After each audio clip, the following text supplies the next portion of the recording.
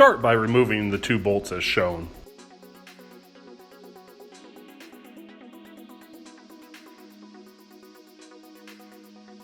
Using the supplied hardware, install your new bracket.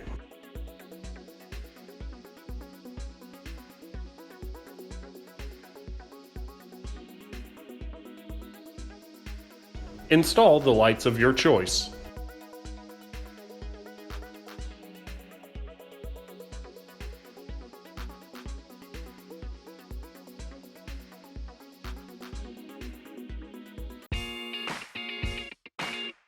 For more information, head over to steinjaeger.com.